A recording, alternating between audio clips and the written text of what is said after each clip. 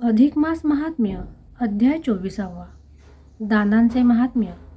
पार्वतीचे मातेसाठी व्रत याचे कथानक या अध्यायात आलेले आहे, ज्याचे आता आपण श्रवण करणार आहोत. त्यापूर्वी श्री गणेशाला, गुरुदेवतांना आणि पुरुषोत्तमाला वंदन करूया आणि श्रवणाला प्रारंभ करूया. लक्ष्मी म्हणाली, नाथ, आपण मला विप्रसेवेचा महिमा सांगितलात. अधिक मासामध्ये कोणती दाने दिली तर कोणते फल मिळते ते मला जाणून घ्यायची इच्छा आहे. लोकांचे हित व्हावे म्हणून हे ज्ञान आपण प्रकट करावे अशी माझी आपल्याला विनंती आहे. तेव्हा श्रीहरी विष्णू म्हणाले, प्रिये, तू अतिशय चांगला प्रश्न विचारला आहेस. मी आता प्रत्येक वस्तूच्या दानांचे हे फळ सांगतो. जो अधिक मासामध्ये सत्पात्र ब्राह्मणाला यथाशक्ती सुवर्ण दान देतात त्यांना कधीही दारिद्र्य येत नाही. त्यांचे इष्टकार्य हे यशस्वी होते. देवता आणि अग्नी त्यांना प्रसन्न होतात. गाय दान देणाऱ्याची सर्व प्रकारची पापे नाहीशी होतात आणि तो चिरकाल सत्यलोकामध्ये राहतो. जो भक्तिभावाने ब्राह्मणास थोडे जरी रुपे देतो त्याचे पितर संतुष्ट होतात आणि त्याच्या कामामध्ये त्याला यश देतात. जो तांब्याचे भांडे सत्पात्र माणसाला दान देतो त्याच्यावर शंकर आणि पार्वती प्रसन्न होऊन सदा सर्व काळ सहाय्य करण्यास तत्पर असतात. रत्ने दान दिल्यास मनुष्य चक्रवर्ती राजा होतो आणि मोत्याचे दान देणारा हा उत्तम प्रकारचे सुख भोगून मोक्ष प्राप्त करतो. कांबळे दान दिले तर पाप नष्ट होते. वस्त्रदान दिल्याने चंद्रलोकामध्ये स्थान मिळते. लोकरीची वस्त्रे दिली तर त्यामुळे भय नाहीसे होते. ज्या काळी ज्या व्यक्तीला उचित प्रसंगी योग्य उपयोगी वस्त्राधिक दान दिले तर देणाऱ्याला मरणोत्तर उत्तम गती प्राप्त होते. विप्रांना उत्तम प्रकारचे धान्य द्यावे त्यामुळे मी संतुष्ट होतो. त्यामुळे दात्याचे सर्व संकल्प हे सिद्धीस जातात. भुकेल्या माणसाला अन्न आणि तहानलेल्याला पेयजल दिले तर जे पुण्य मिळते ते अक्षय स्वरूपाचे असते. जोडे दान दिले तर दात्याला यमयातना चुकतात आणि तो थेट स्वर्गलोकी जातो.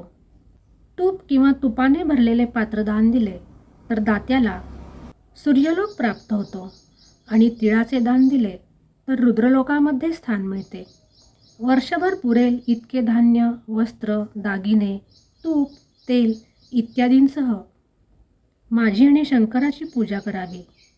मग अधिक मासामध्ये द्वादशीच्या दिवशी ब्राह्मण आणि त्याची पत्नी यांची पूजा करावी आणि त्या सर्व वस्तू त्या मेहुणाला म्हणजे दंपतीला दान द्याव्यात. हे दान अप्रतिम आहे. तसेच त्याचे फलही हे अत्यंत श्रेष्ठ आहे. दात्याला सर्व प्रकारचे यश हे त्यामुळे मिळते. घृतदान हेही फार फलदायी आहे.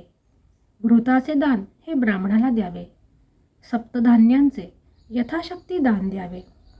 त्यामुळे सप्तर्षी लोकात स्थान मिळते. 3 जातीच्या तिळाचे दान या मासामध्ये रोज अल्प प्रमाणात ब्राह्मणांना द्यावे. त्यामुळे मी आणि इतर देव प्रसन्न होतात.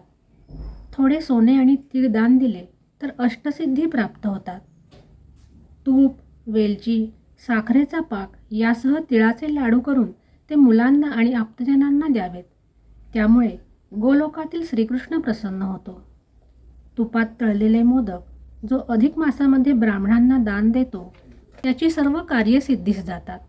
सर्व पुण्यप्रद कर्मामध्ये दान हे सर्वात श्रेष्ठ असे पुण्यकर्म आहे. अधिक मासामध्ये तर दानाचे पुण्य हे फार असते. स्नान, दीपार्पण, गोपूजन, विप्रपूजा, विविध प्रकारची दाने, जप, होम, तीर्थदर्शन, पुरुषोत्तमाची पूजा या सर्व पुण्यकर्मांना अधिक मासामध्ये जास्त सामर्थ्य प्राप्त होते. त्याची सर्व पापे ही नाश पावतात. उत्तम गती प्राप्त होते आणि वैकुंठामध्ये स्थान मिळते. अधिक मास व्रताचा महिमा तर अद्वितीय आहेच. सर्व यज्ञयाग, तीर्थस्थाने, जप, तप, सर्व प्रकारची इतर व्रते यापेक्षा अधिक मासात केलेली व्रते जास्त प्रभावी आहेत. श्रीहरी विष्णू असे सांगत होते तेव्हा लक्ष्मीने त्या व्रताची माहिती विचारली. श्रीहरी विष्णू म्हणाले, याविषयी मी एक इतिहास सांगतो. एकदा अरुंधती आणि पार्वती बोलत बसल्या होत्या. अरुंधती पार्वतीला म्हणाली, तू मला अनेक व्रतांची माहिती सांगितलीस. अधिक मासात कोणते व्रत करावे ते आता मला सांग.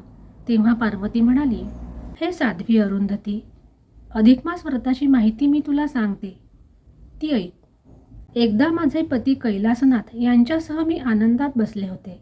तेव्हा माझी माता मेनका मला म्हणाली, हे उमे, तू माझी मुलगी, पण माझ्यापेक्षा त्रिभुवनामध्ये तुझीच ख्याती जास्त आहे. माझी तुझ्यावर प्रीती आहे, पण तुझ्या कीर्तीचा मला काहीच लाभ होत नाही. तू सर्व तिन्ही लोकांमध्ये प्रसिद्ध आहेस, पण माझे नाव फक्त माझ्या घरापुरतेच आहे. ब्रह्मदेवासकट सर्व देव तुझी स्तुती करतात. मी जरी मानाने मोठी असले आणि उच्चस्थानी राहत असले तरी कोणी माझ्याशी बोलतसुद्धा नाहीत. वर्षभर कितीतरी दिवस तुझ्यासाठीच्या व्रतांनी व्यापलेले आहेत. व्रती सज्जन नेहमी तुझीच पूजा करतात. माझ्या मस्तकावर कोणी साधे एक फुलही वाहत नाही. मी तुझी असून काय उपयोग? माझ्यासाठी एकही व्रत कोणी करत नाही. माझे मंद भाग्य. दुसरे काय? यावर पार्वती म्हणाली, हे अरुंधती, आईचे हे बोलणे ऐकून मी स्मितहास्य करून तिला म्हणाले, आई, जरी वर्षभर माझ्या पूजेमध्ये लोक रमतात तरी अधिक मासात कोणीही मला मान देत नाहीत. मीच आता अधिक महिन्यात तुझ्या प्रित्यर्थ व्रत करीन आणि तुझी पूजा करीन.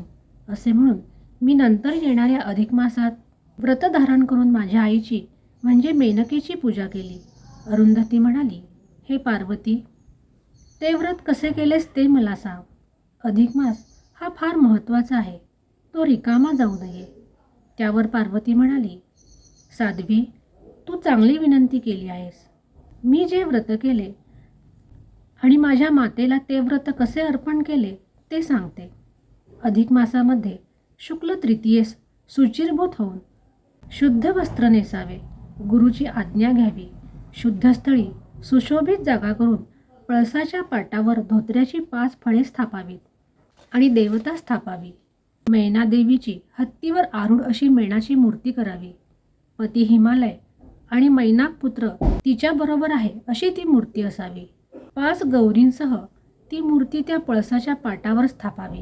हे कार्य समंत्रक आणि यथाविधी करावे. सर्व 16 उपचार अर्पण करून तिची पूजा करावी. उत्तम मार्गाने प्राप्त झालेले नानाविध पदार्थ हे अर्पण करावेत. मासभर 24 तास रोज अखंड दीप तेथे तेवत ठेवावा.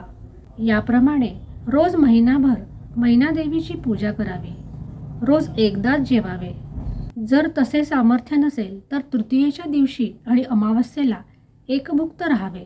तरीही व्रतकर्ती अशक्त असल्यास पूर्ण एकभुक्त राहिल्याचे पुण्य मिळते.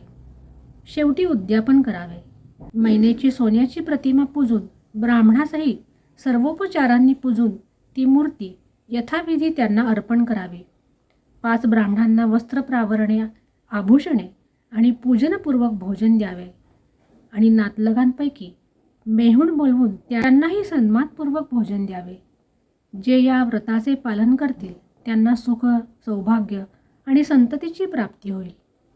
हे व्रत मला आवडते म्हणून मी काळजीपूर्वक आणि श्रद्धापूर्वक आचरणात आणते. गौरीने अरुंधतीला हे व्रत सांगितले तेव्हा मी, हे इंदिरे, तुला सांगितले. श्रीहरी विष्णूने लक्ष्मीला आणखी कथा सांगण्यास सुरुवात केली. ती पुढच्या अध्यायामध्ये आलेली आहे. या ठिकाणी अधिक मास महात्म्याचा 24वा अध्याय हा समाप्त झाला. श्रीकृष्णार्पणमस्तु. 25व्या अध्यायाचे श्रवण आपण याच्या पुढच्या भागामध्ये करणार आहोत.